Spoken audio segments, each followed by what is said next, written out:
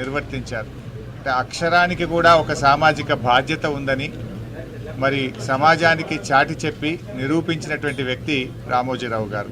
అంటే పేద ప్రజల గొంతుకగా తన పత్రికను నిలుపుతూ మరి ఎంతోమంది పేదల పక్షాన నిలబడ్డటువంటి మహనీయుడు. ఇలా పత్రికా రంగంలో మీడియాలో తనకంటూ ఈ రాష్ట్రంలోనే కాదు దేశ విదేశాల్లో ఒక ప్రత్యేకమైన స్థానాన్ని సంపాదించుకున్నటువంటి వ్యక్తి రామోజీరావు గారు.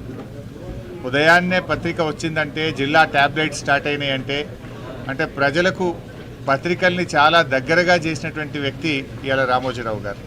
అంటే వారు నిజంగా ఈరోజు ఈ తెలుగు ప్రజలందరికీ ఇటు తెలంగాణ కావచ్చు, ఆంధ్రప్రదేశ్ కావచ్చు, దేశ విదేశాల్లో ఉండే తెలుగు ప్రజలకు అత్యంత సుపరిచితుడైనటువంటి వ్యక్తి. తనకంటూ ఒక చెరగని ముద్ర వేసుకున్నారు. ఇవాళ ఈ హైదరాబాద్ నగర అభివృద్ధిలో కూడా తన పాత్ర ఉన్నది. ఇంత గొప్ప ఫిలిం సిటీని నిర్మించడం, ఈ ప్రాంత అభివృద్ధిలో తాను కూడా భాగస్వామ్యమైనటువంటి వ్యక్తి. మరి అలాంటి గొప్ప వ్యక్తి ఈరోజు మన మధ్య లేకపోవడం చాలా బాధాకరం.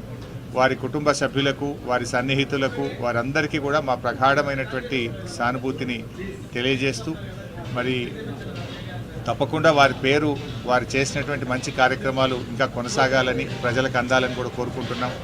తెలుగు భాష అభివృద్ధి పైన కూడా, తెలుగు భాష నిలబడాలని, తెలుగు భాష 10 కాలాల పాటు ప్రజలందరికీ ఇది నిలబడే విధంగా ఉండే విధంగా కూడా ఆయన ఎంతో కృషి చేసినారు. తెలుగు భాష మీద ఆయనకు ఎంతో మక్కువ ఉండేది.